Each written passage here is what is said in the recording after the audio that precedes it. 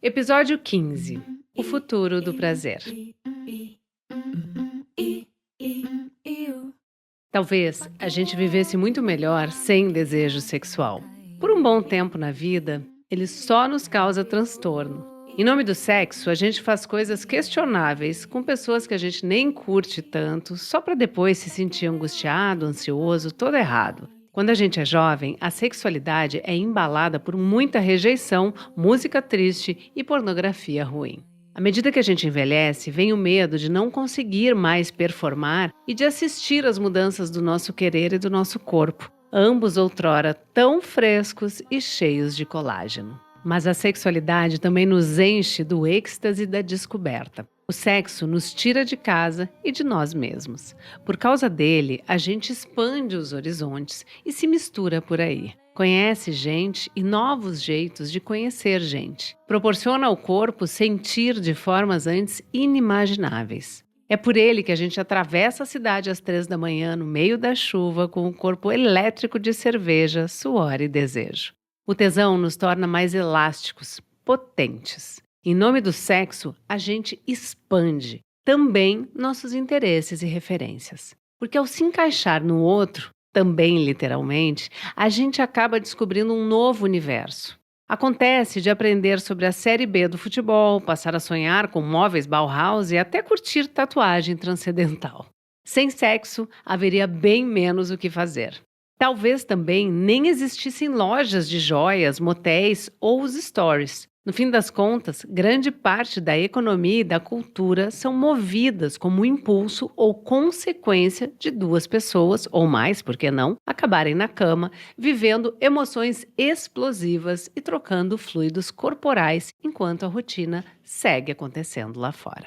O sexo nos ajuda a entender muita coisa. Da Roma Antiga à dinastia Ming, tudo parece menos estrangeiro quando visto pela perspectiva da sexualidade. Aquele exato momento de penetrar ou ser penetrado por alguém, abraçar o corpo do outro contra o nosso e ofegar com a pressão, muito provavelmente tenha gerado impulsos físicos à flor da pele bem similares hoje e durante o reinado de Montezuma no México, de Ptolomeu no Egito ou entre os Yanomami no Brasil pré-1500. Filmes, músicas, obras de arte mil perderiam o sentido ou simplesmente inexistiriam sem o sexo.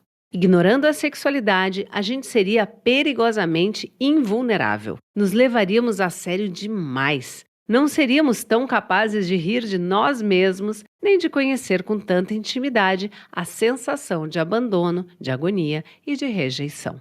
O sexo embaralha hierarquias, derruba certezas, desorganiza lógica e razão. Chegamos ao último episódio dessa temporada.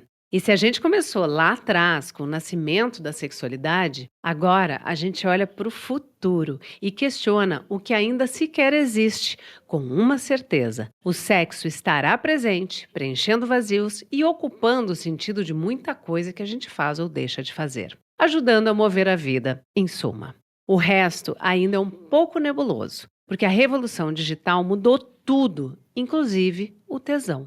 Dos brinquedos inteligentes ao metaverso. Será que o sexo periga virar interface, já que o prazer virou notificação no celular? Será que amanhã a sexualidade vai nos deixar mais livres ou mais sozinhos? Para pensar nisso junto, com inteligência e sem vergonha, chamei uma convidada que entende como poucos do assunto. Psicóloga, terapeuta sexual e escritora, Ana Canosa bate esse papo derradeiro aqui comigo.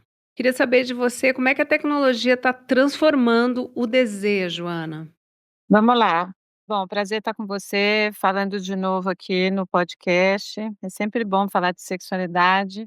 E esse é um tema também com referenciais novos, vamos dizer assim, para a ciência, né? Nós temos despontando algumas pesquisas muito recentes sobre inteligência artificial e sexualidade, principalmente o uso de aplicativos para tratamento de disfunções sexuais, o que é muito legal, quer dizer, como é que eu posso usar, por exemplo, uma ferramenta de inteligência artificial para guiar a autodescoberta genital. Então, tem coisas muito interessantes dessa sexualidade mediada por aplicativos. Por outro lado, quando você fala de uma perspectiva mais ampla da transformação do desejo, a gente vai ter esse desejo, na minha percepção, mais atravessado por aquilo que está pronto. Que eu quero dizer com isso, né? Quando a gente não tinha tanta disponibilidade de pornografia, de material de conteúdo pornográfico ou de emojis que podem transmitir minhas emoções, tudo era muito analógico, eu tenho que eu perceber meu corpo, eu tenho que eu encontrar palavras, eu tenho que eu imaginar. Se a gente pensar que antes as pessoas, por exemplo, praticavam o autoerotismo ou buscavam que tipo de ferramentas para imprimir excitação para o seu desejo ou corporificar o seu desejo. Eram fotografias, né, Fernanda? Eram, às vezes, uma história em quadrinho ou outra. Hoje não, hoje está tudo muito pronto. Então você tem muito vídeo disponível, você tem muita narrativa disponível, e eu penso que o meu desejo ele fica concretizado naquilo que já está pronto. E isso pode atrapalhar, eu penso, a nossa capacidade imaginativa, a nossa capacidade de nos colocarmos na cena, sabe. Então, eu acho que nesse sentido, o nosso desejo, ele nunca é puro, né, não tem como. Se você está inserido numa sociedade, será que o que a gente deseja é 100% nosso, 90% cultural, porque o desejo ele está impresso nas narrativas culturais, nas diversas dimensões, o quanto que eu sou livre para desejar, o quanto eu já era. Se de um lado as narrativas sexuais, seja pela imagem, pelo vídeo, pela IA ou pela narrativa escrita mesmo, elas são múltiplas, então tem vários desejos ali sendo contemplados, de diversos tipos de fantasias sexuais, das mais tradicionais às mais diferentes. Por outro lado, a gente acaba também tendo que se enquadrar naquilo. Então eu sempre acho que é um pouco contraditório esse movimento, eu não sei, queria te escutar um pouco também. Pois é, eu concordo um pouco contigo. O que eu consigo detectar, até vendo assim meus filhos, né? Eu tenho 2 meninos de 17 anos, eu vejo eles mais em casa, menos explorando a rua, a vida, o encontro com as pessoas, a busca por intimidade, e algo mais solitário, que eu suponho que é o que eles fazem, porque eles devem ter os momentos deles, eles têm os momentos deles, quando vão ao banheiro, né? Quando se encontram com o seu próprio corpo e com essa vida digital. Mas eu sinto que a sexualidade, o sexo, ele caminha para uma rota mais solitária. E eu não sei o quanto isso é bom. Eu olho como algo ruim, mas eu não sei o que eles pensam. Eu acho que a gente olha, eu gosto de falar sobre esse meu viés também. Da onde eu vim? Eu tenho 57 anos e eu venho de uma exploração de contato físico, emocional e sexual totalmente analógica. Então eu já queria falar para as pessoas que estão nos escutando que eu tenho esse viés. Eu tenho uma memória muito saudável da interação com pessoas na relação amorosa que aconteceu na perspectiva do namoro. E por que do namoro? E eu depois eu vou fazer um gancho com o que você me perguntou. Porque na minha época, então eu estou falando dos idos de 1970 e pouco, 80, né, eu nasci em 68, então 80 e pouco. Na minha época a gente não tinha a facilidade, como mulher principalmente, nem os meninos eu acho que tanta facilidade, na interação sexual casual. Então, pelo menos no meu grupo social, não era assim tão horroroso você não casar virgem, mas o sexo tinha que acontecer pelo menos dentro de uma relação de namoro. E um namoro sério, tá ok? Um namoro com gente de família, ok, etc, etc. E o que que acontecia, né, Fernanda? Você começava a namorar uma pessoa e namorava 3, 4 meses e percebia que aquela pessoa, por N razões, aquela relação não funcionava. Aí você separava, aí daqui a pouco, se você queria ficar com outra pessoa, você tinha que namorar essa pessoa. Então você namorava outra pessoa e ficava mais um ano com essa pessoa, daí não funcionava. tá bom. Aí se eu queria ficar com outra pessoa, o desejo estava ali presente por várias pessoas. Só que o que eu acho que a grande diferença é que esse desejo, ele era realizado e ele vinha junto com um treino emocional de contato com os corpos, de limites ou não limites, de gosto, não gosto, disso eu deixo, não deixo. Do treino emocional de estou com a sua família, você está com a minha, dá para sair com os amigos ou não pode, como é que é? A gente vai sempre namorar? O namoro, ele era um treino emocional, relacional e também um treino físico, de intimidade que vinha aos poucos. Então a gente se satisfazia nessa intimidade, no beijar, no abraçar, no tirar sarro, de passar a mão aqui, passar a mão ali, transa, etc, etc. Muito bem. E por que eu estou trazendo esse meu referencial, que é para as pessoas saberem de onde eu venho? Porque tem algumas pesquisas que estão falando sobre o quanto que os jovens no mundo, e quando a gente está falando de jovens, nós estamos falando de que jovens? Nós estamos falando de jovens norte-americanos, alguns jovens na Europa, em alguns países da Europa, e estamos falando de alguns países asiáticos. Por quê? Eu estou falando de pesquisas que são feitas nesses países, são os dados que nós temos disponíveis. Que os jovens adultos estão fazendo menos sexo. Esta é uma realidade desses países. No Brasil, a gente não tem pesquisa comparativa. Tipo, nossa, hoje os jovens estão fazendo tanto, faziam. A gente não tem essa comparativa ainda. E o que os pesquisadores levantam de hipóteses? A tecnologia, ela está em todas as pesquisas como uma hipótese para este afastamento do contato com o outro. Então, a gente não só, porque a tecnologia fornece ferramentas rápidas para a satisfação do desejo, pornografia, etc., como também a tecnologia oferece outras distrações, outros prazeres, que a gente fica ali, às vezes, meio capturado pela dopamina, por esses mil interesses, pelos vídeos. Então, assim, também rouba um pouco o interesse da percepção corporal e o interesse pela outra pessoa. Então, nos torna mais solitários, ao mesmo tempo que a gente está muito conectado, mas conectado de um jeito diferente com os outros. Então, a tecnologia, ela tem sido descrita como um dos fatores que influenciam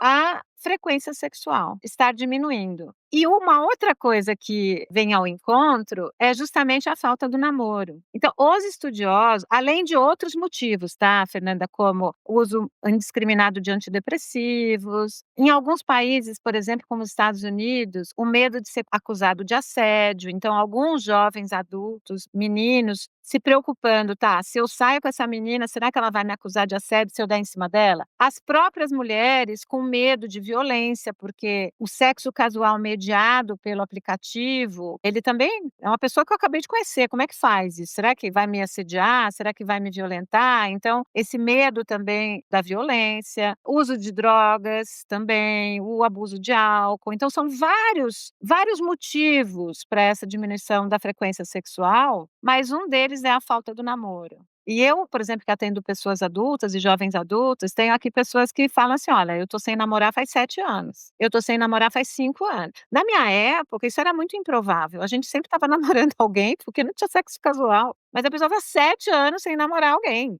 Ou seja, ela não treina também os afetos e nem todo mundo tem o que a gente chama de sociossexualidade positiva. O que é isso? É a capacidade de se engajar no sexo casual. Não é positiva no sentido da qualidade, de ser legal, melhor ou pior. É positiva no sentido de eu sou capaz de me engajar em sexo casual sem que isso me traga prejuízo emocional? Tem gente que não é. Tem gente que tem uma sexualidade negativa. Gente que, tipo assim, cara, sexo casual pra mim não rola.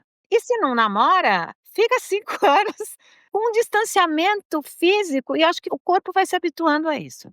É, porque daí não tem a construção da intimidade, né, então é sempre um estranho, né. Você sabe que eu tenho reparado, eu tenho amigos, principalmente amigos gays, assim, já ouvi diversas vezes, tu deve ouvir isso também no consultório. Eu falei: "E aí, você tá namorando, você tá saindo com alguém?". "Ah, então, eu tô há 5 meses com uma pessoa, mas ainda não conheci pessoalmente". Eu falo: "Mas como é que é isso?". "Não, a gente tá se falando só pelo Instagram direto e provavelmente o sexo também digital, né, essa coisa virtual, mas a gente ainda não se conheceu". Eu falo: "Nossa, como isso é diferente, que perspectiva fora do que a gente viveu, né? Tu tem 57, eu tenho 48, eu tenho 10 anos a menos que tu, mas eu também vivi relacionamentos, namoros. Acho que até a minha geração ali eu tive bastante liberdade sexual, não necessariamente precisava estar namorando, mas se construía um enredo, né? Um começo, meio, fim. Mesmo o fim tinha alguma responsabilidade afetiva, né? Era pessoalmente que se terminava um namoro. Tá tudo muito diferente, fica difícil de olhar, né. Muito diferente, e a gente não sabe, a gente quando eu falo a gente, eu estou falando em nome da sexologia como ciência, a gente não sabe muito o que isso vai dar, a gente só sabe que é diferente.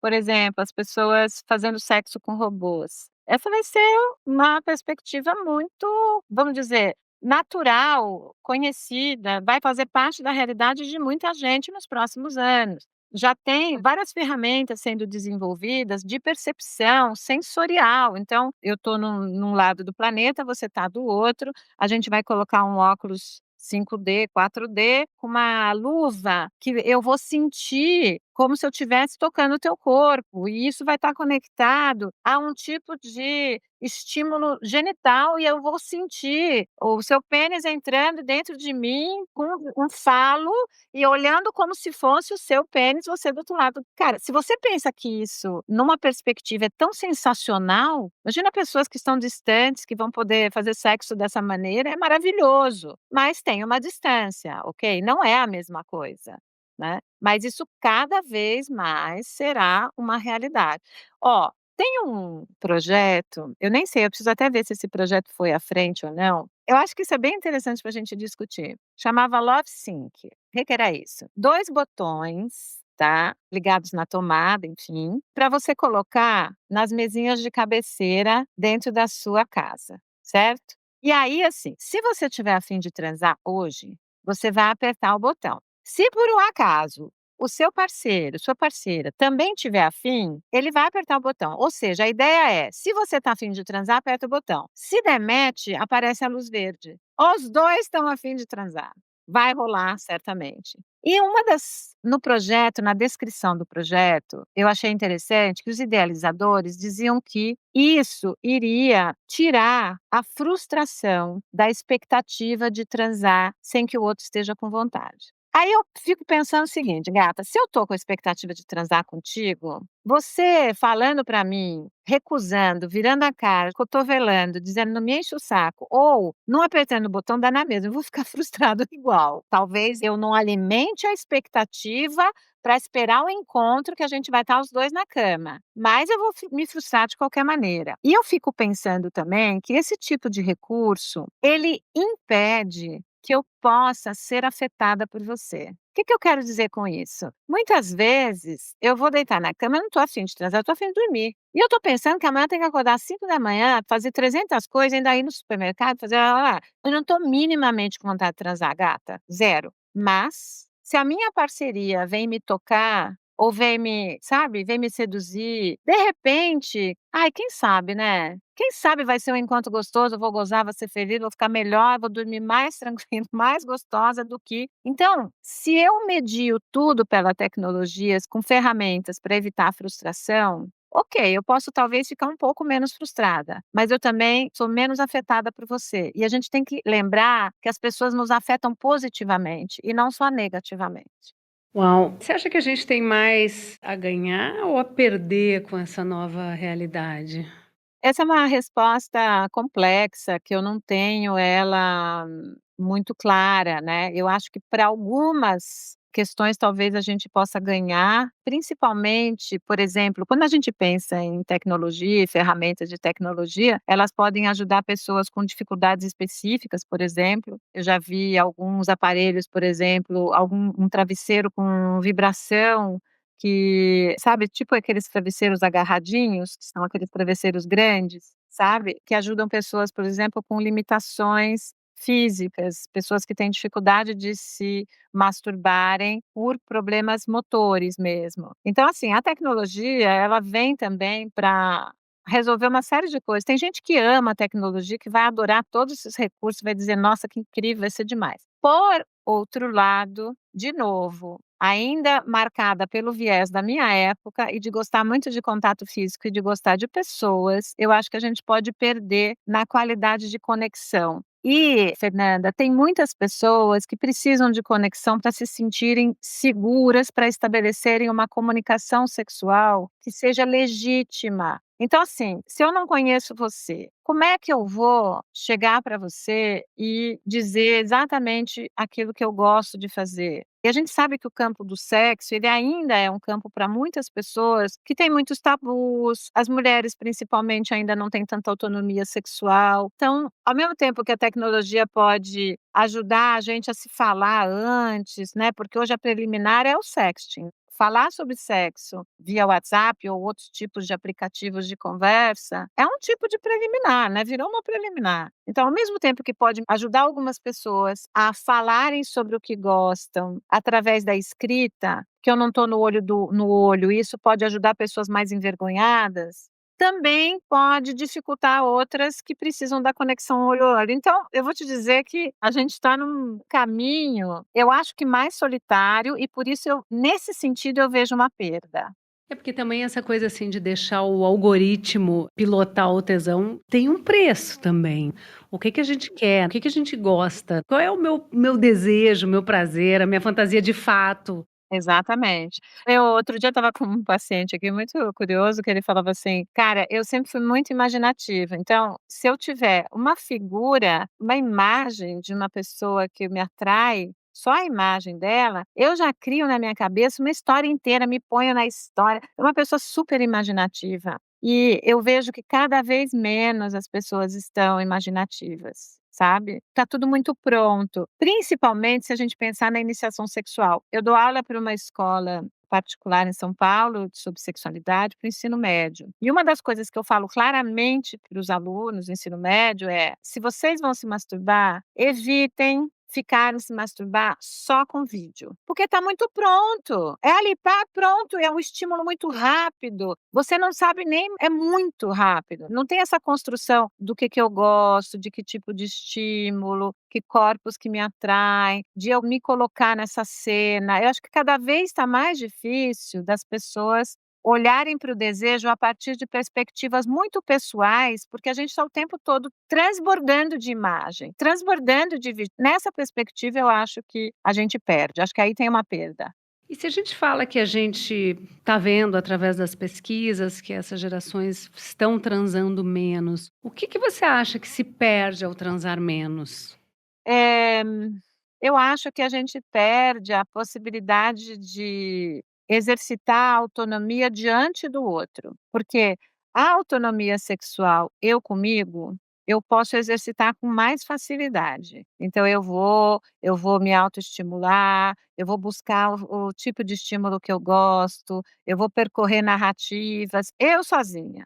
Eu sozinha não tem julgamento, eu só quer dizer, posso ter o meu julgamento, né, tem pessoas que se julgam, se sentem culpadas pelo tipo de temas que acessam, mas enfim, sou eu comigo. Quando eu estou com outra pessoa, eu treino exercitar a minha autonomia com o outro, com a outra pessoa. E isso é muito importante para a experiência de vida, sabe, aprender a dizer não, aprender a dizer sim, aprender a dizer: "Olha, eu gosto aqui", aprender a ser assertivo diante de outra pessoa e poder fazer uma negociação das autonomias. Ou seja, é importante o seu prazer, é importante o meu, eu vou te contar o que que eu gosto, eu vou te dizer que isso é bom, você vai dizer o que é bom, e a gente vai tentar chegar nesse lugar juntos em que os 2 ou as 3 pessoas podem ter prazer, desde que a gente respeite a nossa autonomia. Então eu acho que é um exercício, né, é para além do prazer. Eu acho que a interação sexual, como ela é da ordem da intimidade, eu recebo você no meu corpo, você recebe a mim no seu corpo, é um troço, cara, muito potente, é muito potente.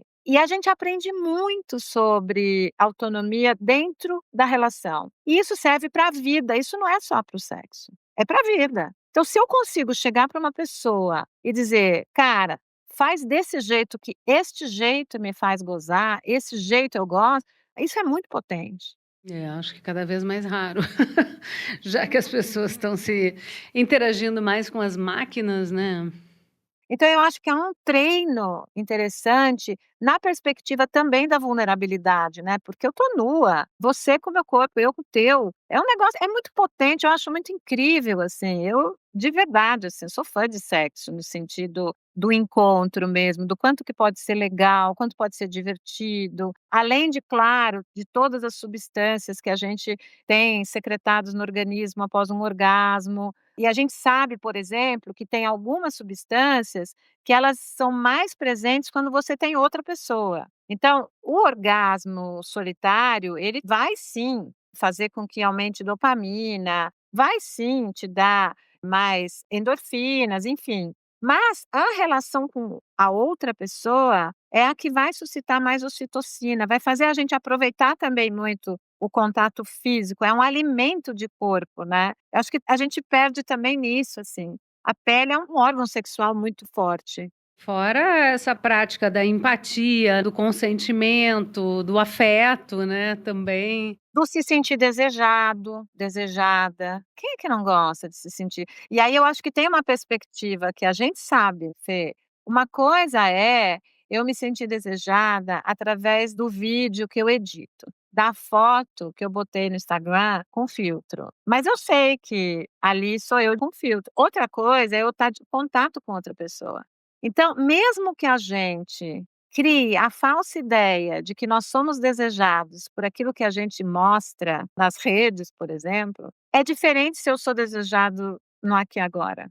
Se eu sinto a outra pessoa feliz e entregue. Cara, isso tem uma potência que é muito legal. Ô, Ana, e como é que o design dos sex toys, né, dos brinquedinhos evoluiu nos últimos anos? O que está mudando na forma como eles estimulam o prazer? Olha, eu acho que tem uma coisa bem legal dos sex toys, porque eles estão acompanhando mesmo o avanço da sexologia na perspectiva do prazer sexual feminino, na perspectiva da diversidade sexual. Então, por exemplo, hoje a gente tem uma série de sex toys que são muito indicados ou adaptados para mulheres lésbicas, né? Outros só para os homens, alguns para masturbar homens. E aí, quanto mais a gente, por exemplo, estuda orgasmo, a gente já tem sex toys que imitam, por exemplo, movimentos que estão na filosofia tântrica. Sabe, a tal da massagem tântrica, que tem movimentações diferentes que não são tão habituais que a gente faz na masturbação ocidental, por exemplo. Então já tem sex toys que vão tentar imitar um pouco estímulos que a massagem tântrica propõe, por exemplo, nos genitais, tanto masculinos quanto femininos. Então, à medida em que a gente fala mais de sexo, à medida que a diversidade sexual tem se colocado mais, então pessoas trans, pessoas de identidades de gênero diferentes, pessoas de orientações sexuais diferentes, o mercado erótico e da tecnologia do sexo tem tentado também avançar nesse sentido. Veja o sugador de clitóris. O sugador de clitóris foi a grande uau!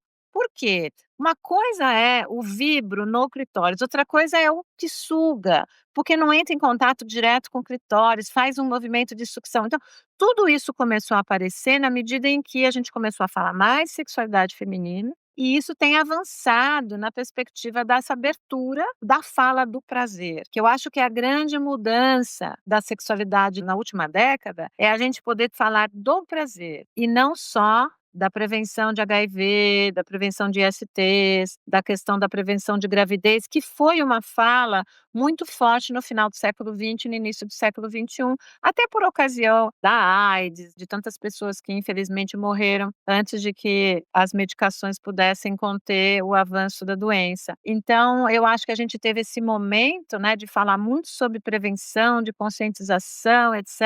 E depois a gente veio para falar da perspectiva do prazer. Feminino, principalmente, né? Principalmente. E aí eu acho que tá todo mundo ganhando com isso. Agora, vamos problematizar? Também gosto de problematizar, eu sempre gosto de olhar para todos os lados. Também é uma mecanização, não deixa de ser uma mecanização. Então se você me perguntar: "Ana, o que que você acha de eu dar um sextoy para uma menina de 12?" Eu não daria. E eu vou explicar por que não daria. Porque o sextoy, ele acelera muito o orgasmo.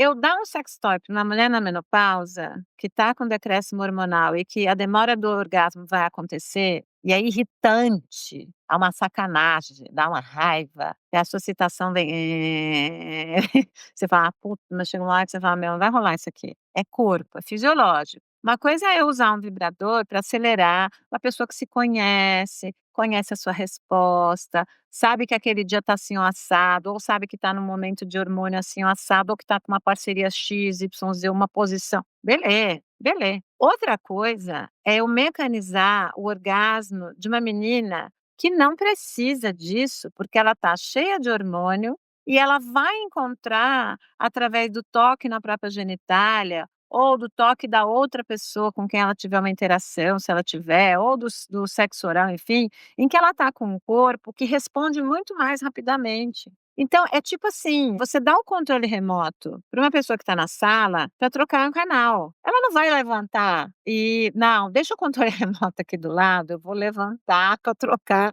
o canal lá na TV". Ou é como aquele fenômeno dos meninos tomando a pílula azul, né.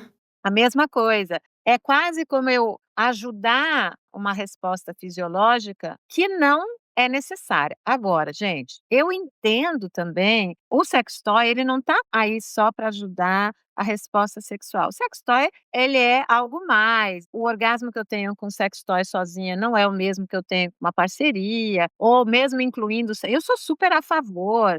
Tá tudo ótimo, acho incrível, mas o meu receio é o condicionamento tão cedo com pessoas ainda pouco conscientes, nesse sentido, porque uma coisa é uma mulher adulta, um homem adulto consciente da resposta. A pessoa: "Ah, eu não tenho saco de ficar esperando". Não, ótimo, acelera, tá beleza, você é uma pessoa consciente, já tem experiência. Outra coisa é alguém que não tem essa consciência sobre o próprio corpo ainda e que pode descobrir isso no próprio corpo, ficar condicionada. Eu acho que tem uma perda aí, sabe. A questão é que a gente não tem saco, as pessoas ficam ansiosas, porque com ele é muito mais rápido, por exemplo.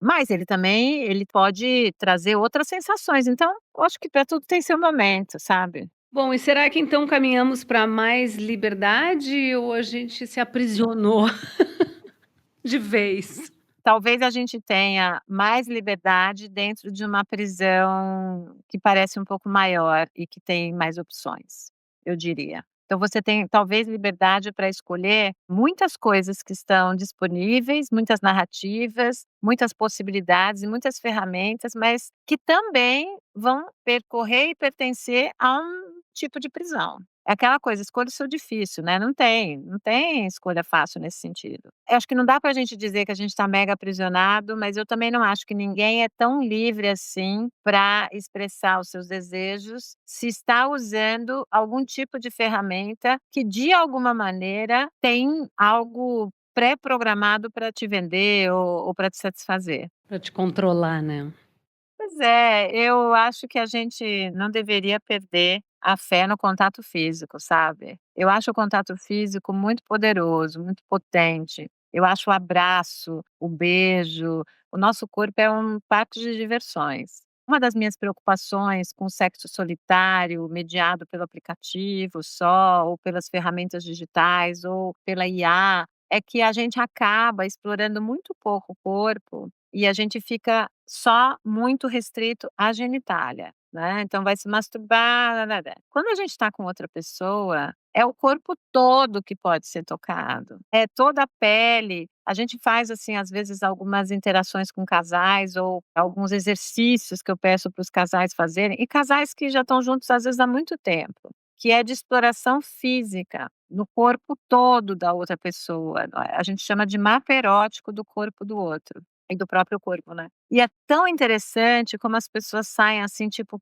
"Puta, que delícia, meu, a pessoa ficou ali no meu corpo, explorando cada pedacinho, assoprando, mordendo, lambendo", sabe. Então, se o sexo mediado pela tecnologia, ele vai ficando mais solitário e mais genitalizado, a gente está perdendo essa perspectiva também de alguém tocar o nosso corpo e a gente se descobrir a partir disso. Porque tem coisa que a gente só descobre a partir no contato do corpo do outro com o nosso. A não ser que você fique ali se massageando, dá para fazer? Dá, mas veja, tem uma potência nessa interação. Então, eu acho que a gente não pode perder essa perspectiva de vista, sabe. Eu acho que o toque do outro, o abraço, a conexão, eles são muito potentes para o alimento da nossa saúde mental. Nessa perspectiva de saúde mental, me preocupo. Todo mundo gosta de ser desejado, todo mundo gosta de ser amado. É só você ver alguém que está apaixonado, alguém que teve uma boa interação, todo muda, o bom humor muda, as pessoas ficam felizes. Então eu acho que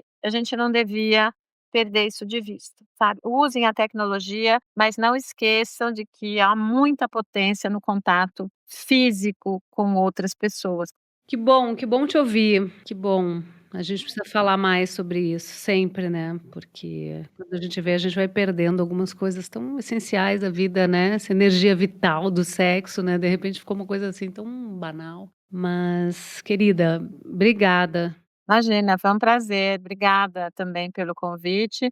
Eu espero que as pessoas que estejam nos escutando entendam o meu viés, mas é isso. O uso da tecnologia a nosso favor é muito legal. Você fazer um sexting, você poder mandar para o seu parceiro, para sua parceira, escutar um podcast de contos eróticos, mandar para o outro, mas sempre na perspectiva de contribuição e ferramenta, nunca na perspectiva da substituição. Eu acho que a gente, como ser humano, precisa do contato físico com outras pessoas para não ficar triste mesmo. A pele precisa de alimento. Reinventar o sexo sempre, mas sem perder o que a sexualidade nos traz de mais precioso, o encontro com o outro e com a gente mesmo. E que isso possa cada vez mais se dar sem vergonha. Espero que essa temporada tenha sido tão deliciosa para vocês quanto foi para mim. Semana que vem a gente começa uma nova fase nesse podcast. Vamos falar de adolescência. Te encontro terça que vem, sempre sem vergonha. Tchau!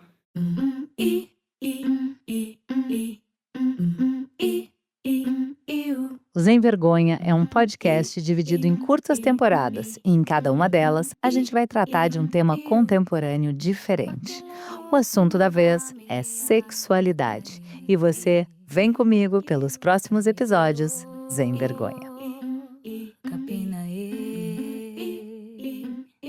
Ficha técnica. Criação, Fernanda Lima. Roteiro, Fernanda Lima e Luísa Caram. Coordenação de roteiro, Bruna Bopp.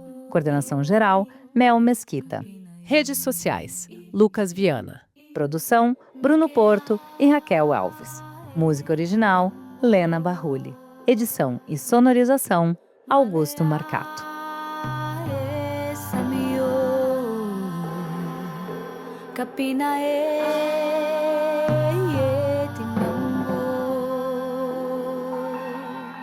Malea